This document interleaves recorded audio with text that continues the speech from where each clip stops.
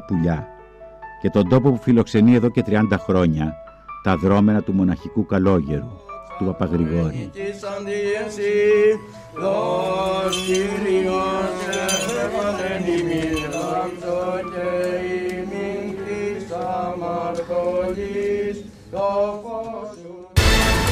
Καταπλέοντας πίσω στη Ζάκυνθο, αποβιβαζόμαστε στο μεγάλο κόλπο του Λαγανά, που εκτείνεται από το Κερί στα δυτικά μέχρι το Γέρακα στα ανατολικά.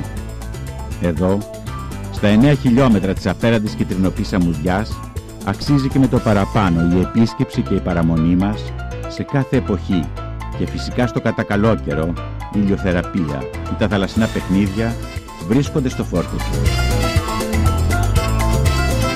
Στην άκρη της μεγάλης πλάζας του Λαγανά ορθώνεται το κατάφυτο νησάκι του Αγίου Σώστη, μια πραγματική ζωγραφιά με τη μακριά του ξυλογέφυρα ιδανικό σημείο για ανέμελες ώρες.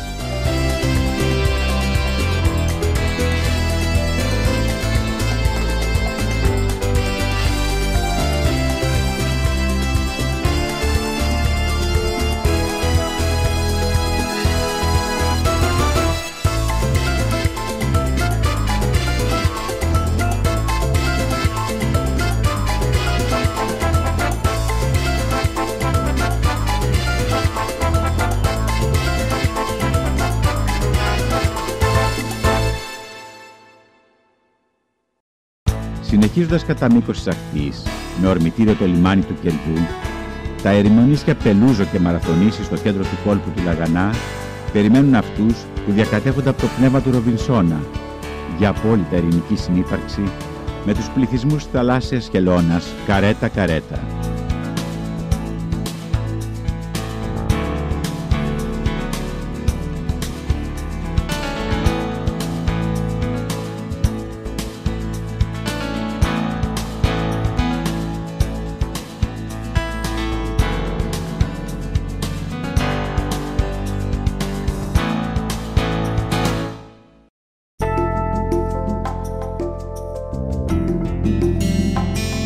Οι θηλυκές καρέτα-καρέτα, αφού οριμάσουν σεξουαλικά, σε ηλικία περίπου 30 ετών, επιστρέφουν κάθε 2 με 3 χρόνια στον τόπο που γεννήθηκαν οι ίδιες για να εναποθέσουν τα αυγά τους.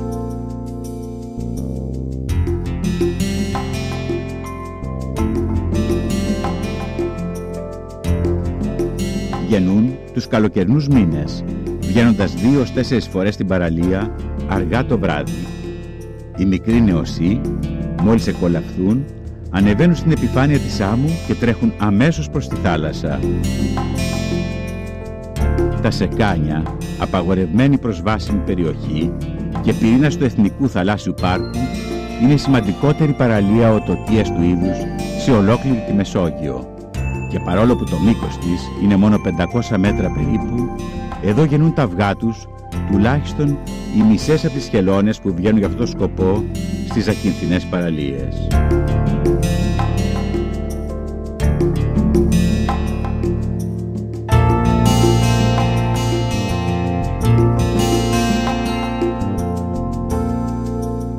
Η καρέτα-καρέτα, μια μεγάλη θαλάσσια χελώνα που ζυγίζει περίπου 100 κιλά και μήκος να φτάνει το 1 μέτρο, ζει στη θάλασσα, αλλά η διόνυσή της εξαρτάται απόλυτα από τη στεριά, αφού εκεί ολοκληρώνει το βιολογικός της κύκλος με την οοτοκία, την εκόλαψη και την επακόλουθη είσοδο των νεοσών στη θάλασσα.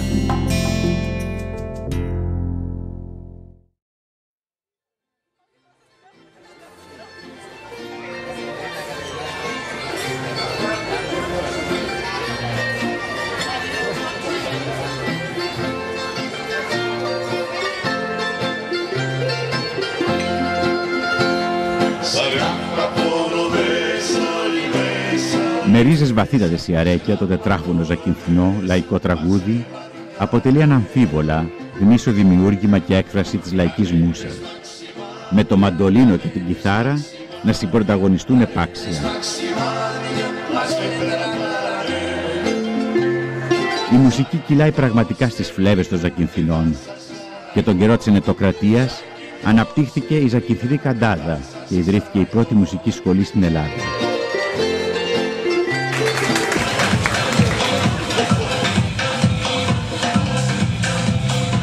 Κοσμοπολίτικος τόπος, παγκόσμια γνωστός η Ζάκυνθος, με έντονη νυχτερινή ζωή, προσφέρεται τόσο για τους ζωηρούς επισκέπτες, όσο φυσικά και για ήρεμες οικοτουριστικές καταστάσεις.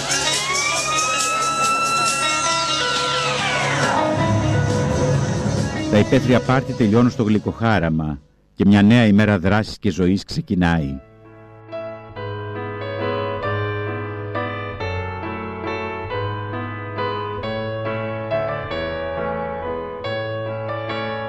Η Ζάκυνθος είναι η πατρίδα του Αγίου της Συγγνώμης, Διονυσίου του Θαυματουργού, προστάτη και πολιούχου του νησιού.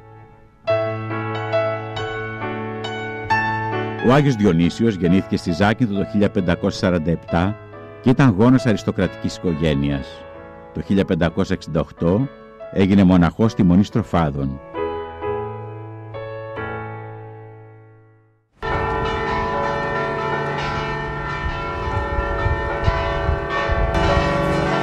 Οι Ζακυνθινοί τιμούν τη χάρη του 2 φορές το χρόνο, με λιτανίες του Ιερού του Λείψανου, οι οποίες γίνονται σε ιδιαίτερα κατανυκτική ατμόσφαιρα. Το σεπτό σκήνωμά του αποτελεί πόλο έλξης χιλιάδων προσκυνητών και πηγή συνεχών ιάσεων και θαυμάτων.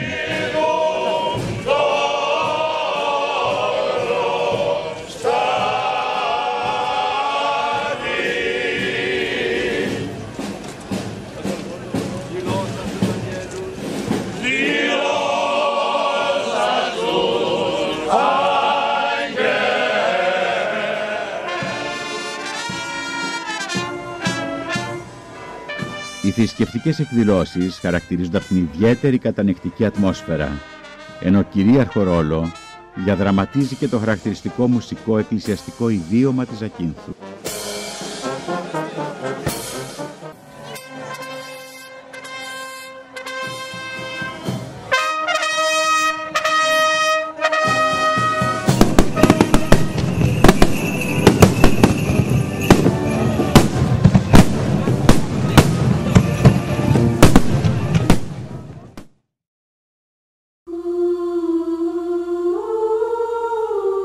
Στο λουλούδι της Ανατολής λοιπόν, με τις τόσες φυσικές ομορφιές, είτε στις απέραντες ακρογιαλιές που κατακλείζουν παραθεριστές και επισκέπτες από όλο τον κόσμο, είτε στην αγριάδα των κρεμνών της δυτικής πλευράς, που τόσο δέος προκαλούν.